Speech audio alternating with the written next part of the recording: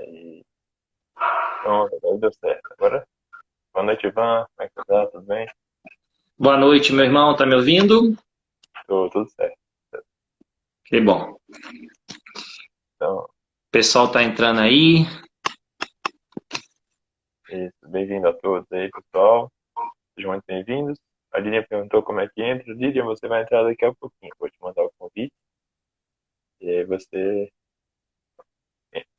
entra na sua hora de brilhar. Então, pessoal, prazer. Meu nome é Matheus. Sou atual aí coordenador do Gol São Miguel Arcanjo, lá do UniCU, da Norte. Faço parte do Ministério de Universidades Inovadas. E hoje a gente tem o prazer enorme de receber aí nossos queridos aí do Ministério de Fé e Política. Um tema super interessante e um ministério também que é muito interessante conhecer mais, participar. Particularmente estava estudando e foi até difícil, né, achar vídeos, achar lives, achar conteúdo sobre isso. Então, eu fico muito feliz de estar contribuindo, de estar motivando isso. Ivan, se quiser se apresentar para a gente? Boa noite, meus irmãos. A paz de Jesus. Eu sou Ivan Moraes. Sou casado, tenho 4 filhos. Participo da Renovação Carismática Católica há 27 anos. Participo do grupo de oração Nossa Senhora Aparecida, em Taguatinga. E atualmente estou aí à frente do Ministério de Fé e Política, no setor 5, né, setor de Taguatinga. Queria aí saudar também o Ministério de Fé e Política que está conosco aí. Boa noite aí. Acredito que o Roberto está conosco aí também. E todos aqueles que vão entrar aí, né, que depois vão ver também essa live, que Deus possa fazer maravilhas e que o nosso crescimento possa crescer cada vez mais. Eu quero parabenizar, viu, Mateus, a iniciativa de vocês. Acredito muito que nós precisamos, sim, cada vez mais entender o que a igreja nos ensina sobre temáticas tão importantes e esse engajamento social que nós sabemos o quanto que é importante. Com certeza. E que faz parte realmente do nosso dia a dia, né? A gente acha que às vezes fé, acho que todo mundo já sabe que realmente isso faz com certeza mais parte do nosso dia a dia, mas a política está em tudo, né? Todo lugar que a gente tá, faz política. Quem às vezes acha que eu não gosto de política, não faço política, pelo contrário, né? Todo mundo faz política o tempo inteiro. E... Mas isso é outro assunto, outra live, outra aula de filosofia e história. É, então estamos reunidos em nome do Pai, do Filho e do Espírito Santo. Amém. A gente, começando essa live, eu te convido você que está em casa também a rezar com a gente, para que Maria passe à frente, que o Espírito Santo esteja conosco nesse momento, derramando o dom da sabedoria, do entendimento. E peço por todas aquelas pessoas que estão necessitadas, que estão precisando de ajuda nesse momento, para que mesmo a gente está numa reunião de formação, nós não perdemos essa nossa missão de estar sempre rezando pelo outro, de estar sempre servindo e contribuindo de alguma forma. Então, que o Espírito Santo possa realmente fazer presença naqueles que estão necessitados, estão cometidos pela Covid ou por qualquer outra doença. Tem alguma intenção, Ivan? Você vai colocar aqui pra gente? Eu acredito que colocar também todas as pessoas que estão, né, desempregadas, todas as pessoas que estão necessitadas da graça, da providência de Deus, que Deus possa abençoar aí e abrir as portas de emprego para todos que estão necessitados. Amém. Então, rezando então que o Espírito Santo esteja com cada um desses que estão colocados nos nossos corações nesse momento, inclusive de você que está em casa assistindo aqui com a gente. Vinde, Espírito Santo, enchei os corações dos vossos fiéis e acendei neles o fogo do vosso amor. Enviai o vosso Espírito e tudo será criado e renovareis a face da terra.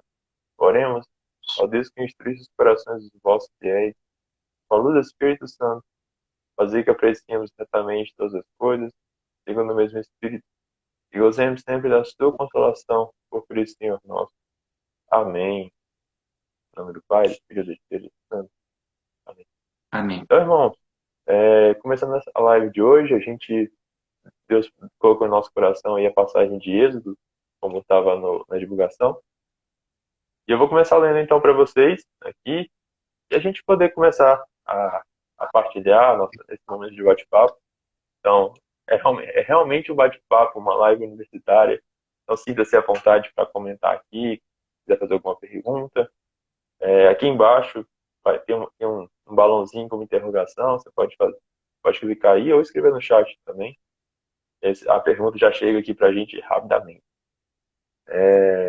Então, convido você a abrir aí na sua casa, lá em Êxodo, capítulo 1, versículo de 13 a 22.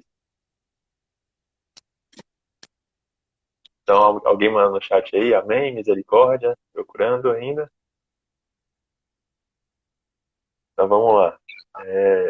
Ao versículo 13, então.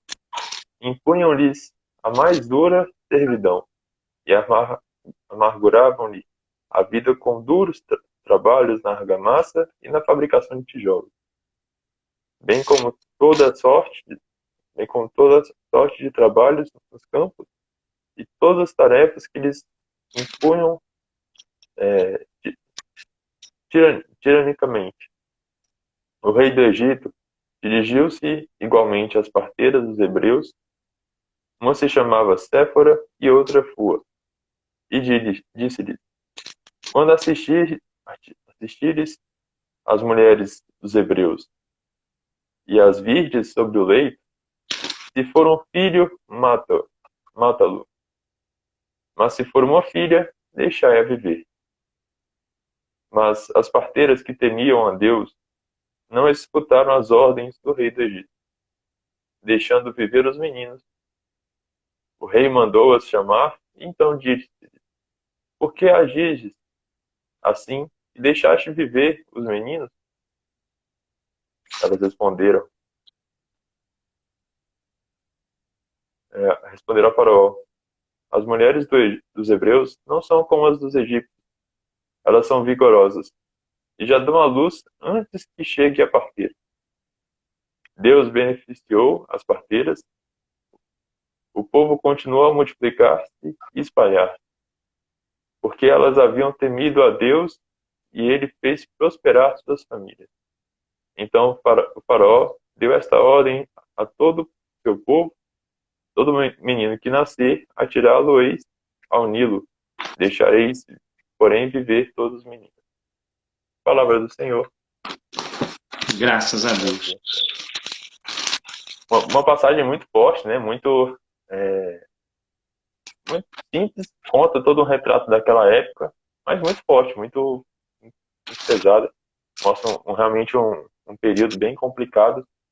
Mas me chamou muita atenção, como até compartilhava com o Ivan, como foi sábia as parteiras naquela época, como que elas tiveram a ousadia, como a gente fala aqui nessa live, tiveram a ousadia de fazer a diferença, de receber aquilo que foi falado pelo rei, mas tiveram a temperança de escutar e lidar com aquela situação.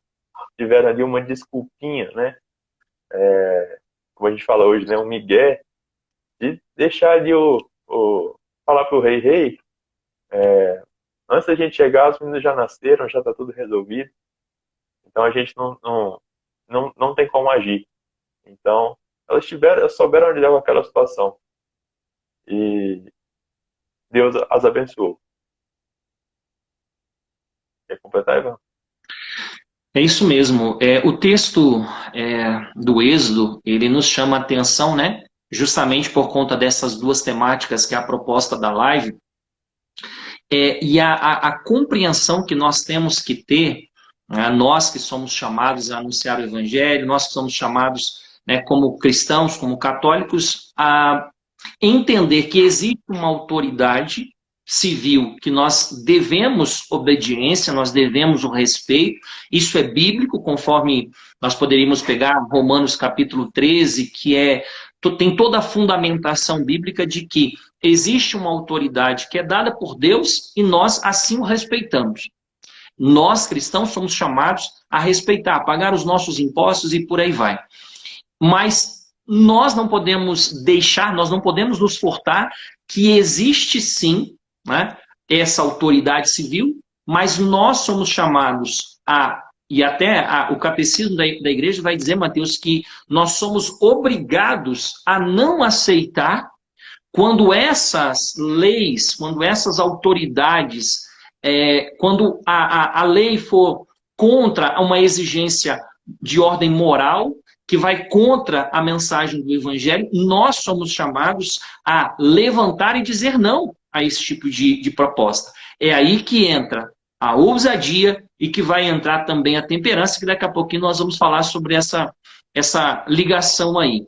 Mas, a princípio, eu penso que essa ideia precisa ficar clara para nós. Nós respeitamos os poderes que são constituídos, as autoridades, mas nós somos chamados e obrigados a se levantar contra as leis que são propostas, que ferem a moral e o evangelho. Assim como no Novo Testamento, nós encontramos, Mateus, essa fundamentação também. Quando lá em Atos capítulo 5, no versículo 28, vai dizer assim: expressamente vos ordenamos que não ensinasseis nesse nome. No entanto, encheste Jerusalém com a vossa doutrina, querendo fazer recair sobre nós o sangue deste homem. Então, os discípulos já tinham sido orientados, né, que não eram para eles continuar anunciando, falando o nome de Jesus. E aí a resposta dos apóstolos aí é fantástica, que eu acho que entra em consonância com esse texto do Êxodo, das parteiras hebreias. Né? E aqui acho que ainda houve mais ousadia da parte dos discípulos. Porque, como você falou, lá elas deram um migué, né? Lá no Êxodo, deram um jeitinho de não matar os meninos, e falaram que as parteiras já eram muito boas, né? As mulheres hebreias eram muito boas para ter os filhos, e quando elas chegavam já não tinham mais como matar os meninos. Aqui, a resposta dos apóstolos, né? Ele vai dizer: é preciso obedecer antes a Deus do que aos homens. É muita ousadia quando a gente entende, né, que nós somos chamados a obedecer os poderes constituídos, desde que essas leis, esses poderes não se levantem contra aquilo que nós professamos no sentido da moral e do evangelho. Então, eu vejo que aí é muita, né, ousadia da parte dos discípulos, quando eles ali, sendo ameaçados, açoitados, eles vão e falam: não, peraí, nós obedecemos antes a Deus do que aos homens. E quando a gente fala de política, nós precisamos entender isso. Caro irmão, meu irmão e minha irmã, entenda, a soberania pertence ao nosso Deus. Deus é soberano sobre todas as coisas. E com certeza. E me lembro, mas a gente também tem que ter realmente consciência do que a gente está fazendo. E não é aquela história, matar em nome de Jesus. Não. Jesus falava do amor. Então a gente não vamos pegar, a gente não pode pegar só um trechinho. Ah, então Deus acima de tudo. Calma. Tem toda uma Bíblia, toda uma coisa. Então a gente tem que realmente ter essa consciência, ter essa ousadia. Que eu realmente vou te dizer que não é fácil. Ele com certeza ele sabe muito mais do que eu dentro disso. Quando a gente está nas nossas faculdades, a gente começa a ouvir assuntos, começa, não vou nem tanto na lei, né? Mas eu vou talvez dando mais no nosso dia a dia de determinados assuntos, e aí vai das diversas áreas do conhecimento. Quando falam realmente de Deus, dessa existência, fazer ou não fazer, e no nosso ambiente de trabalho, a gente tem que ser ético, é não falar de Deus, é não transmitir nada dessa mensagem, e não falar do Evangelho, porque pode chatear alguém, pode ir contra alguém, mas a gente também não talvez esse seja um momento também muito difícil. E aí veio uma pergunta que fizeram essa semana pra gente, uma serva muito querida do nosso grupo, falava nesses momentos de dificuldade, esses momentos assim que a gente está nesse debate muitas vezes universitário, das salas, quem talvez é da matéria de humanas vai ter mais debates, ela perguntava como que a gente pode exercitar essa temperança. ter essa ousadia, mas ao mesmo tempo exercitar essa temperança no mundo que, quando alguém vai falar de religião, quando alguém vai falar com a gente, já começa lá na ferida. Falar de Nossa Senhora, já vai falando que Deus é isso, que Jesus é aquilo. Então, Ivan, na sua experiência, né, como é que você acha que a gente poderia exercitar de fato essa temperança? Então, antes de responder essa pergunta aí, de entrar na pergunta que foi feita aí para a live, eu queria. Você trouxe um assunto que eu acho que é muito pertinente, né? Porque quando nós falamos de política, nós estamos falando de cidade, nós estamos falando de relacionamento, nós estamos falando de sociedade, e em todos os lugares nós estamos fazendo política. O documento de Puebla, ele diz que aquela pessoa que bate no peito e diz assim: eu não me envolvo com política, isso já é uma ação política. É a ação de você não querer se envolver, isso é uma ação política. Então, na faculdade, no trabalho, onde nós estamos fazendo política. E você trouxe uma discussão interessante, Matheus, porque quando a gente fala assim, né? Nós não podemos no espaço público, porque o Estado é laico, aquela coisa toda. E ontem eu dava uma formação e eu falava justamente sobre isso. Estado laico não é um Estado que se fecha. Não, o Estado laico é a possibilidade de qualquer um, independente do credo, manifestar aquilo que ele pensa. Então, aí, por exemplo, se você chega numa escola pública, nós podemos fazer um trabalho aqui, formar um grupo de oração numa escola pública, aí nós vamos encontrar resistência, onde alguns diretores vão falar assim: não, aqui não pode porque o Estado é laico. Então, há uma compreensão errônea da própria definição de Estado laico. Porque, não, peraí, eu posso sim fazer um grupo de oração lá na escola, assim como o espírita pode ir lá e querer fazer a sua reunião, o evangélico e por aí vai. Isso é a pluralidade que o Estado nos garante. Só que aí, às vezes, nós caímos nessa armadilha de nos acovardarmos por conta desse discurso. Não, aqui é um espaço público, então, por exemplo, não pode ter um grupo de oração na Câmara dos Deputados, não pode ter na escola, né? Então, nós precisamos entender que aí cabe a nós, sim, entender quais são os nossos direitos que nós temos e, na ousadia do Espírito, imprimir a lei divina em todas as realidades. Nós não podemos nos furtar disso, né? Cair nessa armadilha de que o Estado é laico, e aí nessa nós estamos, às vezes, faltando com essa ousadia, com essa coragem. Não, peraí, independente se eu vou ser perseguido aqui, independente se vai ter uma situação contrária, nós somos chamados. Isso é ousadia. Eu gosto de uma definição, e aí entrando na pergunta que foi feita, primeiro, ousadia. Eu gosto muito de um pensador, de um filósofo chamado Kierkegaard, filósofo dinamarquês. Kierkegaard era protestante, mas ele trazia eu estudei bastante Kierkegaard, e uma definição que ele trazia sobre ousadia que eu gosto bastante, né? Ele dizia o seguinte: ousar é perder o equilíbrio momentaneamente. Ousar é perder o equilíbrio momentaneamente. Então, se eu fico numa cadeira com um pé só, momentaneamente me falta o equilíbrio.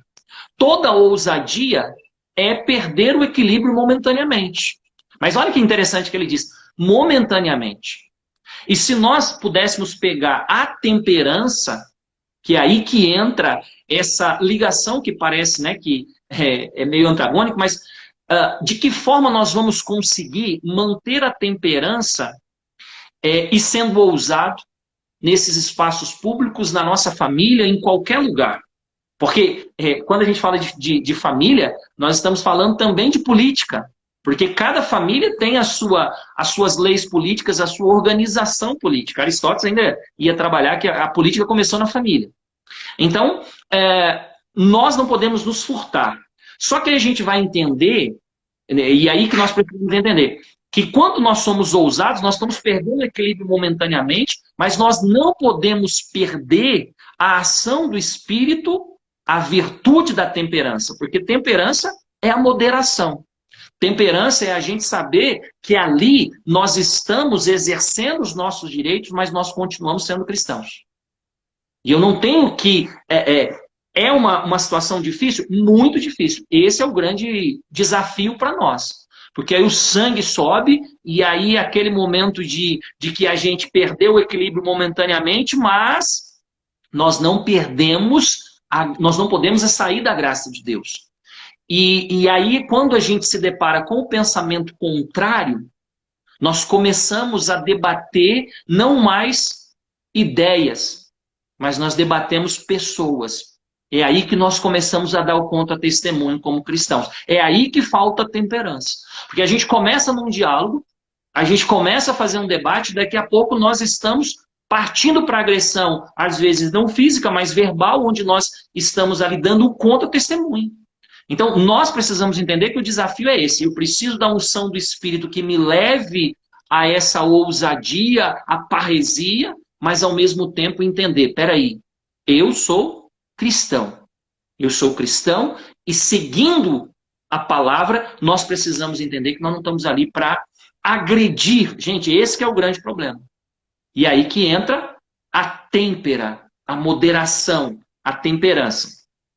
Mateus, eu acho que o texto de Eclesiástico, né, você que está acompanhando a live aí, eu acho que é interessante, porque eu acho que aí responde essa primeira pergunta. Eclesiástico, capítulo 18. Eclesiástico, capítulo 18. Eu queria... Posso ler, Mateus? Pode sim, claro. Vamos lá. Eclesiástico, capítulo 18, versículo 30. Eclesiástico 18, 30. Tem como título a Bíblia de Jerusalém, domínio de si mesmo. E diz assim, não te deixe levar por tuas paixões e refreia os teus desejos. Olha que bonito isso. Aqui entra a temperança. Isso é temperança. Né? Ó, não te deixe levar por tuas paixões e refreia os teus desejos. Como é que nós desenvolvemos virtudes?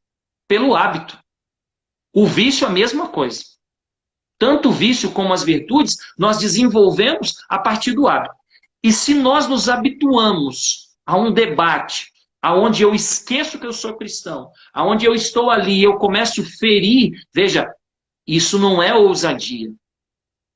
A ousadia não nos leva e não nos conduz à agressão com aqueles que pensam diferente. E é aí que entra esse refriar os desejos. Aí o versículo 31 ainda diz assim, ó, se cedes ao desejo da paixão, ele fará de ti objeto de alegria para os teus inimigos. Não te deleites em existência voluptuosa, não te ligues a tal sociedade, não te empobreças. Então, aqui eu acho que entra essa dimensão. Porque se o Espírito Santo está nos dando ousadia de não se calar diante daquilo que está errado, ele também vai nos dar as virtudes para que a gente possa aprender. Vai ter hora que a gente vai, né, perder, às vezes, esse controle. Mas nós precisamos entender que aí também entra uma outra graça nossa. Se nós exageramos, se nós ferimos, nós precisamos pedir perdão. Nós precisamos ter a ousadia também de reconhecer que exageramos na dose, e ali então o Espírito Santo vem na nossa consciência, ele toca a nossa consciência para que a gente possa, não, peraí, aqui ó, eu abusei, eu levei para o pessoal, eu comecei a agredir verbalmente a pessoa ou até, né, fisicamente. Nós precisamos entender essa ligação. E uma coisa que me lembrou muito agora, uma frasinha muito conhecida de Santo Agostinho, né? Palavras comovem e testemunhos arrastam. Entra nesses dois pontos. Um deu no momento de uma discussão, de um debate, eu muitas vezes consegui manter essa calma e realmente argumentar, ao invés de querer gritar, de querer brigar, de querer aquilo. Somente o fato de eu querer argumentar já mostra que eu estou diferente naquela situação. E olha, mostra que eu tenho... Sim, e o que você está falando é muito interessante, porque o que acontece? Normalmente é quando nos falta argumentos. A pessoa parte para uma agressão quando ela já não tem mais argumento. Quando nós somos engolidos pelos argumentos de uma outra pessoa, é justamente aí que a gente quer ganhar no grito. É aí que nós queremos impor. Né? Eu começo a elevar o tom, eu quero impor. E o debate na esfera, né? Se a gente pegasse o debate, não é para que tenha um vencedor, mas para que a gente aprenda. E aí cabe um puxão de orelha para nós, né? Que é o quê? Nós, às vezes, debatemos apenas na dimensão de senso comum.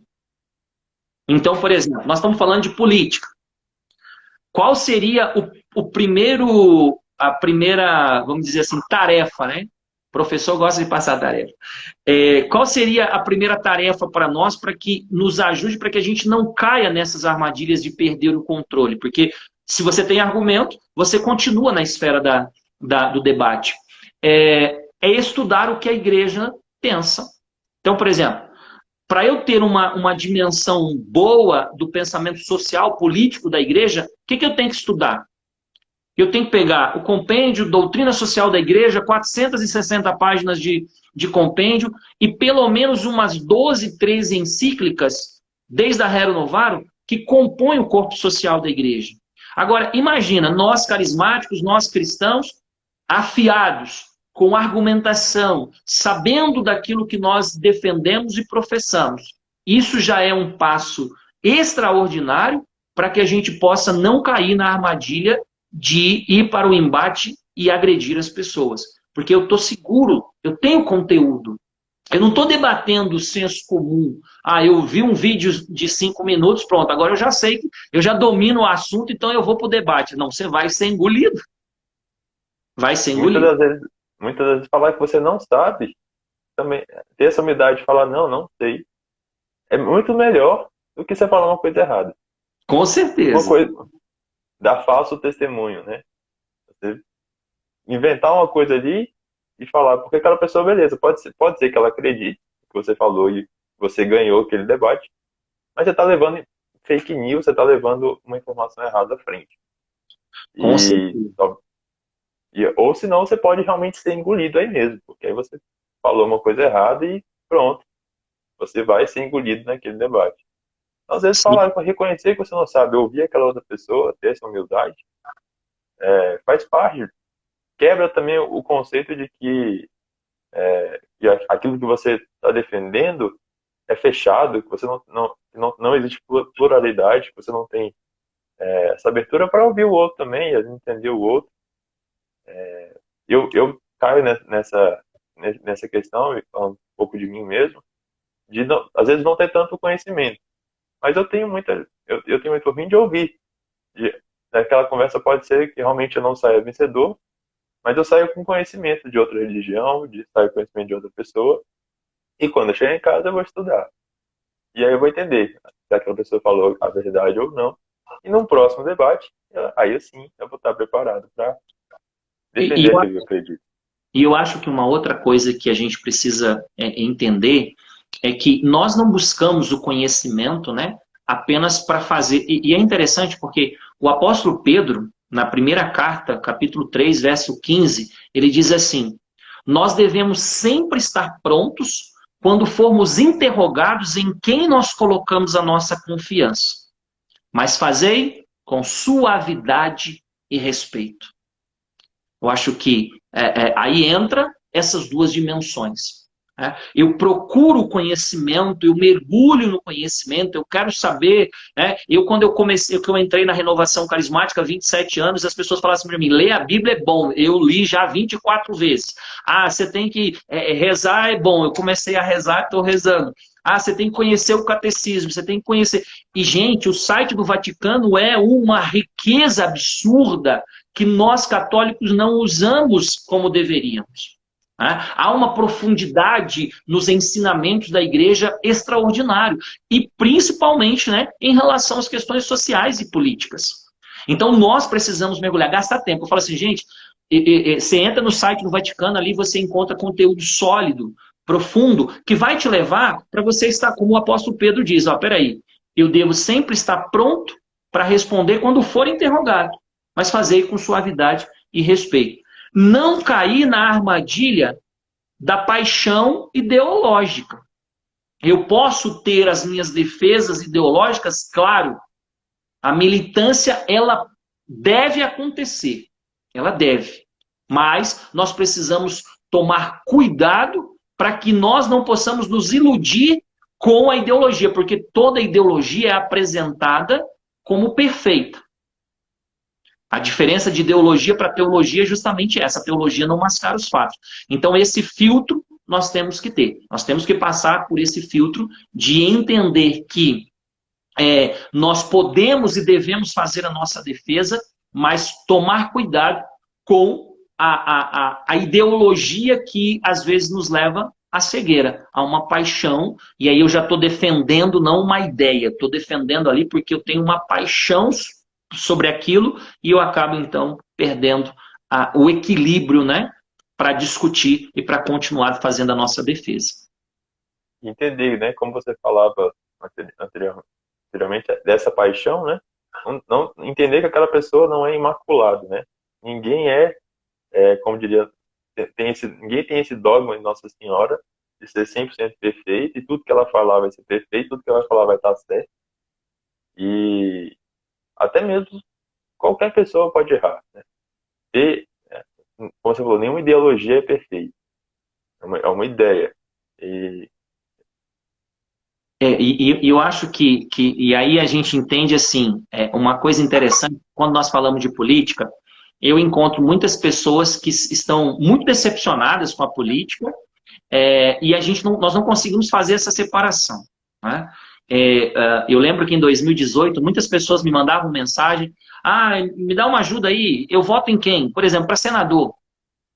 Nós tínhamos que escolher dois, e normalmente as pessoas só tinham um candidato a senado. E aí eu recebi muitas mensagens em 2018, as pessoas, me ajuda aí, eu preciso saber em qual outro senador, qual outra opção de senado nós temos, né, para senador. E então nós precisamos entender que quando nós optamos por um representante, esqueça essa ideia de que nós estamos optando por uma pessoa imaculada. Nós, às vezes, nós vamos nos decepcionar com pessoas. Eu tenho pessoas que, por exemplo, faziam uma militância, eram engajados com as questões políticas, votou em uma pessoa, essa pessoa decepcionou, pronto. Aí agora a política não presta mais. Por quê? Porque ela se decepcionou com aquele candidato, com aquele governador, com aquele presidente. Gente, nós precisamos entender que nós votamos, mas se nós pegássemos essa mesma lógica, a gente não se relaciona com ninguém. Porque nós nos decepcionamos com as pessoas. Então, quando nós optamos por uma ideologia, eu tenho que entender isso. Peraí, eu estou defendendo esse pensamento político, eu defendo esse candidato, mas isso aqui não é imaculado, não é perfeito. Tá? E se nós não temos essa dimensão, nós vamos cair no descrédito e vamos sempre fazer essa associação errônea, né, da política com o candidato, que é aquele governador, aquele presidente, aquele deputado. Eu achei que ele ia me representar bem, mas ele foi lá e me decepcionou. Eu tenho certeza que todos que estão acompanhando a live aqui, você já se decepcionou com o voto que você deu. Eu acredito que quem já vota há mais tempo, né, eu tenho 46 anos, então eu já voto às vezes mais tempo do que alguns que estão aqui, que são mais jovens, né? Mas eu já me decepcionei com candidatos que olha, a proposta era boa, eu pensava assim, essa pessoa tem um pensamento legal, uma proposta boa, votei e foi uma decepção. Mas eu preciso ter, alguém colocou aí, precisamos ser mais maduros. E é isso mesmo, né? Deixa eu ver aqui, foi a Cibele. Cibele colocou, precisamos ser mais maduros. Então, essa maturidade vem também com a temperança, né? Nós vamos exercendo a temperança que vai nos conduzindo a essa maturidade. Então, gente, não existe salvador da pátria. O nosso salvador é Jesus Cristo. O perfeito é Cristo. Então, nas esferas políticas, sociais, nós vamos fazer as nossas militâncias, né? Nós somos chamados, sim, a fazer a nossa militância, a pedir o voto, peraí, vamos votar, vamos tentar, há um engajamento aí também, mas ter essa clareza, que cada candidato que nós estamos votando, cada pessoa que chega ao governo, ao poder, estão suscetíveis aos erros, e nós vamos poder, né, às vezes nós vamos ainda nos decepcionar muito com votos que nós demos. Agora eu não vou votar mais. Não vou votar mais em ninguém, eu escuto muito isso. Não vou votar mais em ninguém porque ninguém presta, é tudo do demônio, acabou, política, é tudo de Satanás e acabou, né? Eu não vou votar mais em ninguém. E aí né, nós já perdemos também essa compreensão de que a igreja disse para a gente que não, peraí, nós precisamos sim continuar acreditando, rezando, escolhendo bem as propostas para a gente ter continuar o nosso engajamento político. Com certeza. E aí, Ivan, uma pergunta que acho que é muito comum, né? É lícito ao católico, ao cristão, né? Ao católico, a gente concorrer à política, né? Porque não sei, eu ouvi, né, hoje, não seria uma ideia de que eu estou priorizando certos grupos, né? Quando eu falo, eu quero votar em quem é católico, ou eu que sou católico, vou para a política. Quando isso acontece, eu estaria priorizando uma pessoa, um certo grupo só, estaria misturando as coisas, religião e política, né? Então, a igreja fala, o que a igreja fala sobre isso? Então, o que a igreja vai nos ensinar a respeito? A igreja incentiva, né? Inclusive, os documentos da igreja, ela diz que justamente essa função cabe ao laicato.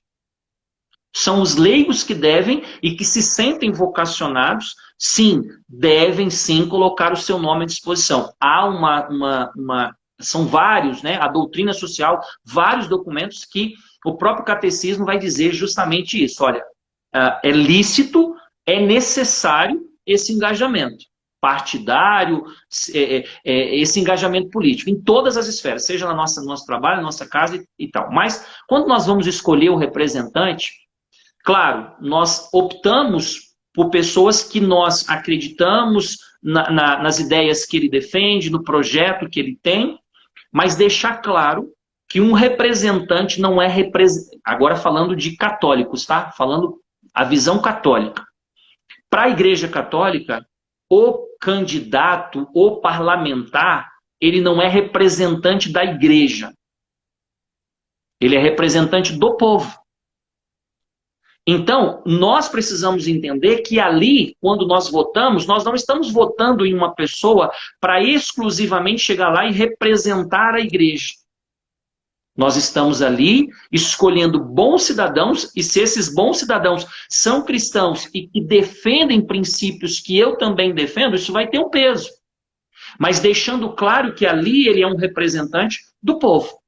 Então, o povo, o que nós vamos ter na sociedade? Nós temos ateus, nós temos de matriz africana, nós temos pessoas que são evangélicas, e nós temos uma pluralidade muito grande. O parlamentar representa quem? Representa todas essas pessoas. Claro que quando se trata de ideologias, de pensamentos, de leis, aqueles que são cristãos, eles vão defender justamente a partir de uma lei divina. Mas nós precisamos deixar claro que se um candidato chega ao governo, chega a vencer uma eleição, ele não é representante ali da Igreja Católica. Ele continua sendo representante do povo. E precisa ficar claro isso. Até porque ele é um ser humano, né? Então ele pode errar. Ele é pecador, sim. Então ele vai errar, pode pecar. E tem a liberdade de pedir perdão. É claro que quanto maior o poder, a probabilidade de maior vai ser o erro, né? Mas ele pode errar, sim, né? E ele pode pedir perdão e nós devemos perdoá-lo também. Então entra muito nessa esfera também. Às vezes a gente, fulano errou, cometeu um ato errado, pronto. Ele é a pior pessoa do mundo. Esse candidato não presta mais, ele esquece tudo que ele faz, né? E quando não, nós também temos que ter essa consciência de que ele é ser humano ainda ali, ele é um pecador como nós. Então, é importante, sim. Isso que você falou é muito importante. Isso que você falou é muito importante. Quando a gente vota em alguém católico, a gente não está elegendo a Igreja Católica no Senado. Sim. Continua elegendo um candidato. Sim. A diferença é que ele tem a mesma ideia que a minha, tem a mesma crença que a minha. Sim. A gente continua sendo falando. Claro, teve até alguém que colocou aí, gente, se vocês quiserem colocar alguma pergunta, contribuição, é isso mesmo, a live aqui a gente está fazendo um bate-papo, tem alguns que estão colocando, eu achei interessante colocar aqui, né? E temos que votar e fiscalizar. Ótimo, porque assim é uma outra dimensão que nos falta quando nós falamos dessa questão da própria fé e temperança. Peraí, eu tive fé, fiz a minha opção, mas peraí, você chega muitas vezes para as pessoas e fala assim, mas peraí, você votou em quem em 2018? A pessoa não lembra em quem ela votou para deputado, ela não lembra qual foi o voto dela. Se a pessoa teve lá, conseguiu ter o seu mandato, nós precisamos exercer isso. Isso é fé também. Isso é fé, por quê? Porque eu estou querendo antecipar aqui nessa cidade terrena aquilo que nós vamos ter na plenitude na cidade celeste. E isso parte por esse engajamento. Peraí, eu votei na pessoa, agora eu preciso fiscalizar, eu preciso cobrar o que está acontecendo, qual é o projeto dela, está sendo colocado em prática, as promessas, não, eu preciso cobrar. É isso também que falta, às vezes, né, esse engajamento nosso quando a gente fala de política, que é também não só escolher, votar, porque eu vejo, o Matheus, que as pessoas brigam muito por conta do executivo. Hoje há uma polarização, uma briga muito grande por questões do executivo. Então, a pessoa, ela pensa assim, eu preciso defender e votar no meu presidente, no meu governador. Então, nós falamos apenas da esfera do executivo. E aí o legislativo fica de lado. Então, eu tenho lá, peraí, gente, olha, vamos ser bem realistas. Nós poderíamos pegar e colocar lá, surgir aí uma outra Madre Teresa de Calcutá, colocar como presidente ou como governador, vai encontrar muitas dificuldades da mesma forma. Por quê? Porque nós precisamos entender que há esse conjunto todo e há o mesmo zelo que eu tenho que ter na minha escolha para um representante no executivo, eu preciso ter para o legislativo também. Justamente. Nós esquecemos que quem, aí já entra talvez até um pouco mais no na Conselho de Administração, quem faz as leis é o legislativo. O executivo executa a lei. E se a Então, gente quer imprimir a lei executa o divina, orçamento, executa as coisas. sim. Teve mais que gente que colocou aí, é preciso começar a pensar a partir daí, saber escolher o que mais identifica com o meu querer. Tem que me identificar com as propostas. É isso mesmo, né? A gente analisa e tem peso, sim.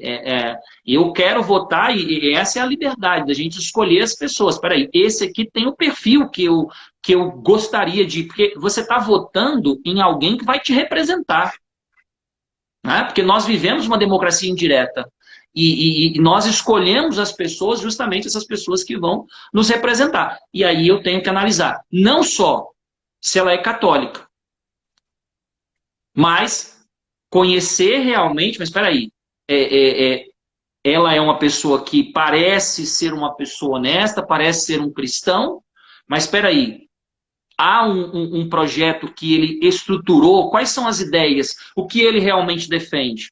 Então, isso precisa também partir da nossa parte, esse interesse, com certeza. Né? E tomar muito cuidado para não se apaixonar cegamente por aquilo ali, né? Ter cuidado com nossas paixões. Como a palavra de Eclesiastes falava, né? Até esqueci como Sim, é que é. Mas ter cuidado com essa paixão. Ter nossas paixões, nossos desejos. Por saber que ali do lado tem um ser humano, tem uma pessoa. E tem uma pessoa, não só uma pessoa, tem um partido, tem todo um lado ao redor. Tem uma política ali. Né? A política não é só o todo. Existem vários microsferas. Né? Eu lembrava muito se fosse realmente no Congresso, que existe a sessão parlamentar, mas existem várias comissões. Muitas das vezes a gente não lembra, não participa, não escuta. Então, existe todo um debate por trás. É importante a gente fiscalizar, é importante a gente participar. O nosso papel como cristão, como católico, não acaba ali na maquininha, como eleitor, né? Não só como católico. Não acaba ali na maquininha, né?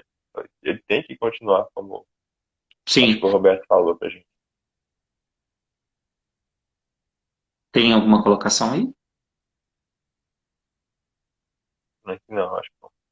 Sim, eu acho que eu até comentei aí, né? E nós precisamos entender que em todas as esferas nós precisamos ter pessoas de bem. Quando nós falamos de civilização do amor, o batismo no Espírito Santo, aonde isso precisa acontecer? Eu falava ontem, eu falava assim, olha, a família, né? Toda vez, todo final de ano, normalmente a maioria das famílias, antes do pessoal comer, o que as pessoas fazem? Tem um momento de oração. Vamos fazer uma oração aqui, é Natal. Então, não perder oportunidades, nenhuma oportunidade pode ser perdida.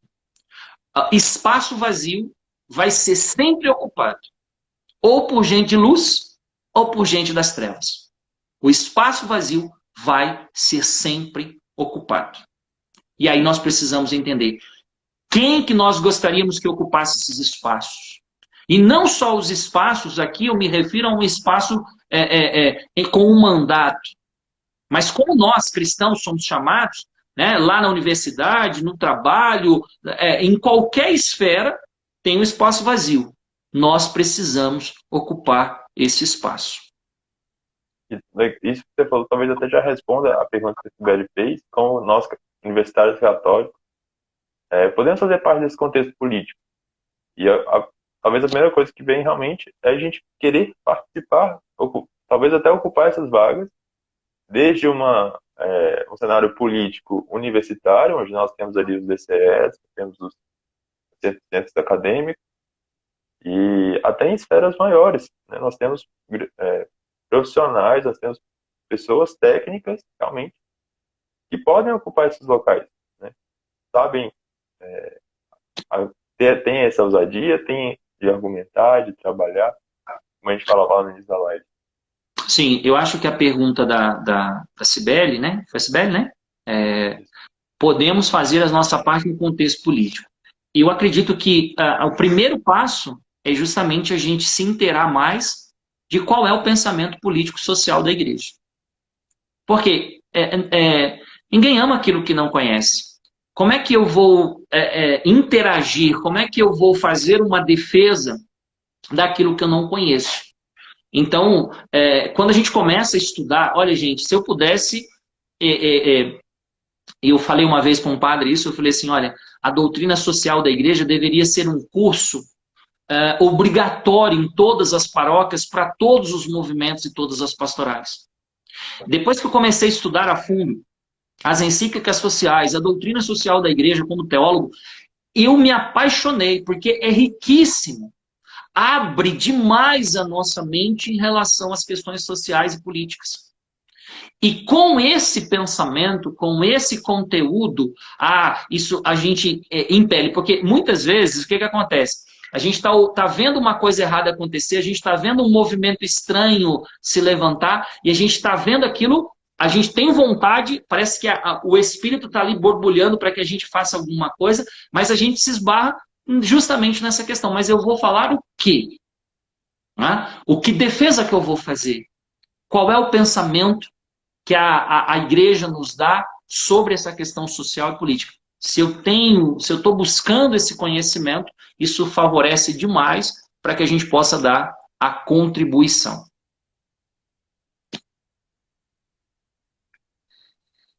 Bom, tem mais pergunta aí?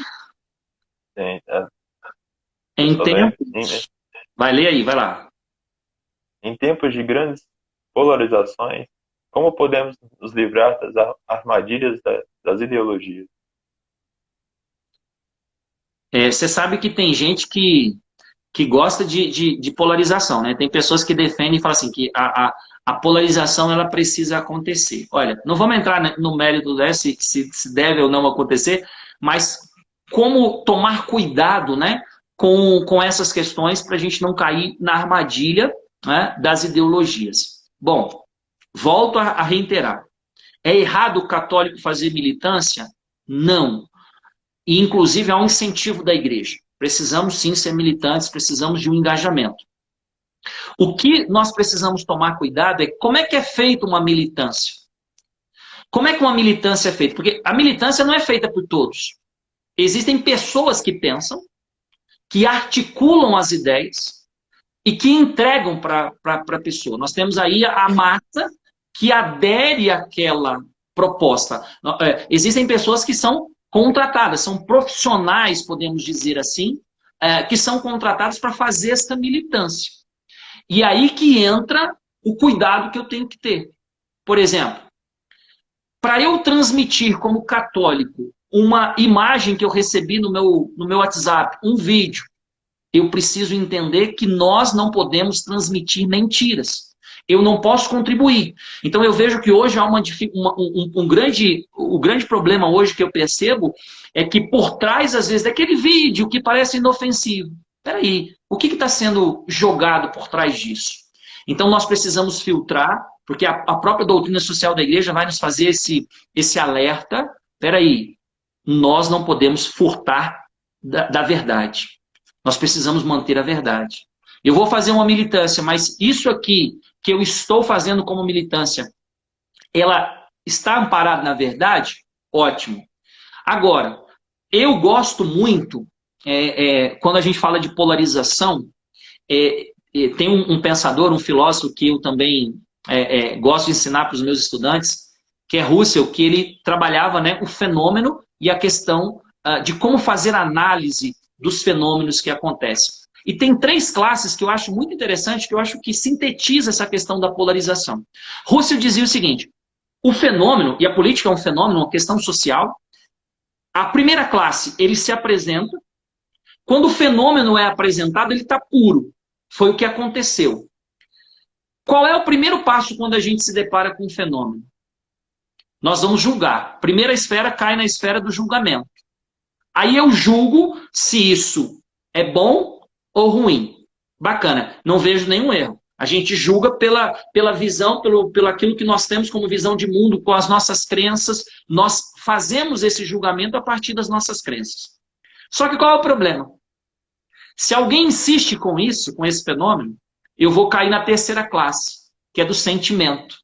Eu amo ou odeio. Eu acho que aí está o grande mal da polarização. Quando você fica só na segunda esfera, que é a esfera do julgamento, eu julguei e eu vi que esse pensamento não é bom para mim. Ótimo! Mas por que eu tenho que cair para o terceiro, que é o sentimento? É aonde eu amo ou odeio. Então, se você tem um pensamento político diferente do meu, eu passo a te odiar por isso. Porque eu caí na terceira esfera dessa análise do fenômeno. E o que Russell vai dizer? Como é que a gente consegue sair dessa situação? Quando é apresentado algo para a gente, uma ideologia, suspende o juízo momentaneamente, faça uma análise para você chegar a uma conclusão. Nós somos muito rápidos para julgar as coisas que chegam para nós. Chega um texto, chega um vídeo, chega, né? É apresentado uma ideologia e nós, às vezes, de uma forma muito rápida, a gente já quer julgar. Então, o que Russell dizia? Suspende o juízo momentaneamente para você tentar, na temperança, com o equilíbrio, de uma forma moderada, analisar isso aqui. Só que a gente está vivendo numa vida tão corrida, tão doida, que as pessoas não querem fazer isso. Nós queremos julgar, isso aqui é bom, isso aqui é ruim. Se isso aqui é ruim, eu odeio. Eu posso não gostar e eu posso até odiar um pensamento que é contrário, que é nefasto. Mas entenda, ali tem uma pessoa. E essa pessoa, ela precisa ser respeitada. Mesmo que eu não concorde com a ideia que ela defenda. Porque senão eu acabo dando contra-testemunho, que seria a mesma coisa que nós vimos no início lá, né? Certeza. Não sejamos críticos de Wikipédia, digamos assim, né? Isso. Críticos que só pegam um textão, nossa, não, nós somos universitários. Então usemos esse nosso conhecimento universitário de buscar referências. Não foi fulano que falou, foi fulano no ano tal. Eu lembrava muito do meu TCC. Toda frase tem que ter quem falou e o ano que falou. Então, saber quem falou. Eu peguei do compêndio, peguei do catecismo. E então, aqui, quem falou aquilo? Não, e isso é tão interessante porque às vezes nós caímos, a pessoa fala assim, não, o cidadão é doutor em tal coisa. Ou a pessoa fala assim, não, mas eu ouvi isso de um padre, mas eu ouvi isso de um bispo. Eu posso ser sincero com vocês? É preciso filtrar tudo que nós ouvimos. Por quê? Porque, primeiro que às vezes tira do contexto, né? A pessoa falou uma coisa, faz o recorte do vídeo, pega só uma parte do que a pessoa falou. Eu mesmo, eu sou muito criterioso com o compartilhamento das coisas. Para eu compartilhar algo, eu vou analisar, porque, gente, senão nós jogamos para frente e só estamos colaborando para que as trevas tomem conta. Então, tira-se do contexto. É a mesma coisa a Sagrada Escritura. Quando a gente tira o texto do contexto, pronto, nós vamos fazer análises superficiais, nós vamos cair no fanatismo, e é isso que às vezes a falsa militância, aquela militância suja, acaba fazendo. Ela tira as coisas do contexto e ela vai bombardeando. Como é que a gente entra na cabeça das pessoas? É assim, né? Vai jogando, vai jogando, vai jogando, e aí uma hora a pessoa fala assim, realmente a coisa ela é dessa forma. Então, fazer a nossa análise tentando ter uma análise um pouquinho mais, sair desse senso comum, dessa superficialidade, né? É. Ter cuidado com a manchete da notícia, né? Porque a manchete ela é feita para chamar a atenção. Então, se ela te chamou a atenção, parabéns, ela fez a função dela. Mas tenha cuidado com a manchete. Leia o que está escrito por atrás, embaixo. O Catecismo da Igreja, no 2499, vai falar justamente sobre o recurso às falsas informações. Então, na parte que fala sobre política, há o parágrafo do Catecismo que diz que a gente tem que tomar cuidado que qual é o recurso que essa ideologia, qual o recurso que está sendo usado para trazer e gerar informação. E vocês que estão no âmbito universitário, vocês sabem perfeitamente o quanto que isso, né, os professores batem muito nessa questão. Né? Peraí, qual é a fonte? Quais são as fontes que nós estamos usando? Que fontes foram usadas para essa sustentação? Então, aí a gente volta, né, desse debruçar-se, né, sobre a Sagrada Escritura, sobre a doutrina social da Igreja, justamente para que a gente possa estar seguro, né, site do Vaticano e todas as outras, os documentos bons que nós temos, para que a gente possa estar seguro naquilo que nós vamos defender, né? Com certeza. E aí nós já estamos chegando aí a 1 hora de live, não sei exatamente quanto tempo que o Instagram vai deixar a gente conversar aqui. Se deixar, a gente vai até mais tarde. Mas, então, já aproveitar o momento para agradecer o Ivan por aceitar esse convite para com a gente aqui no MU. Essa nossa primeira live universitária. Primeira de muitas, que já suscitou temas aqui de várias e várias lives.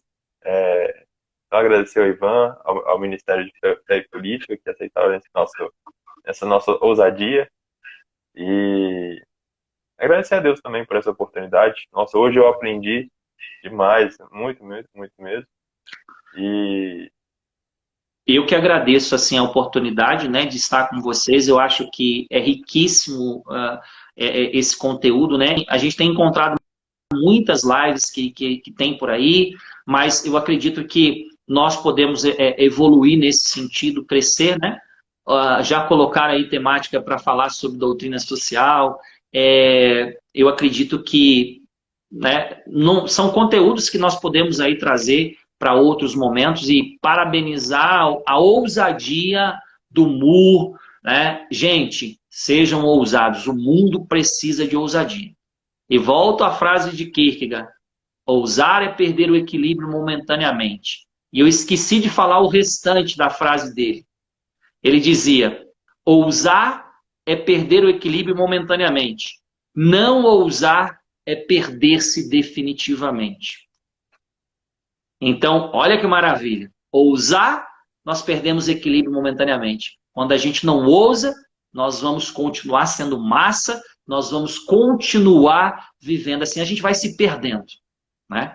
Nós vamos se perdendo. Não, Lili, não é o Bertrand Russell, não, tá? Edmund Russell. O Bertrand Russell já tem um outro pensamento, ele bate bastante no cristianismo, o Bertrand Russell, tá?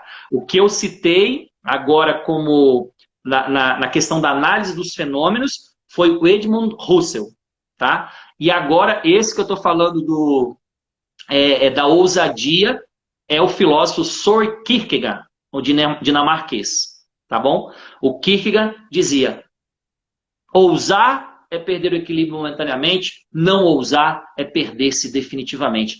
E nós não podemos nos perder de forma alguma. O mundo precisa de homens e mulheres ousados. Amém. Universidades renovadas, como que essa frase faz parte do nosso trabalho, hein? Realmente. Mas amém. Então, muito Não, obrigado a todos que não participaram da precisa live aí com a desculpar, gente. não, né? Sem problema. Ela está desculpando ele porque era o nome que ela conhecia, Não, sem tá, problema. tá certíssimo, hein? A importância das referências. Então, então, muito obrigado a todos que participaram da live com a gente. Quem mandou pergunta, fez esse engajamento. A live vai ficar salva aqui para quem quiser assistir. E aí, Ivan, quem aí da Carismática quiser conhecer mais do MFP, como é que faz? Com quem fala? Onde? Eu acredito que, né, estão todos convidados aí a seguir também o Instagram do Ministério de Fé e Política. Roberto está aí ainda, de colocar aí, né, o Instagram do Ministério de Fé e Política. As iniciativas que o Ministério estiver fazendo vai estar sendo divulgada lá também. Então, né, todos bem-vindos aí a conhecer aí o trabalho e que possa cada vez mais surgir aí esses trabalhos conjuntos, né? O Ministério de Promoção Humana, Universidades Renovadas, Jovens, o Ministério de Fé e Política, né? Então, acompanhar o trabalho aí que nós queremos aí estar contribuindo aí para que esse crescimento possa acontecer, tá bom? E os demais quiserem também conhecer o meu trabalho pessoal aí que eu faço, aí também pode me seguir aí no meu Instagram, @prof. Ivan Moraes, e eu faço outros cursos também na área bíblica, como ler Sagrada Escritura, tem outros cursos aí também que o Roberto colocou aí, né? @mfp.df.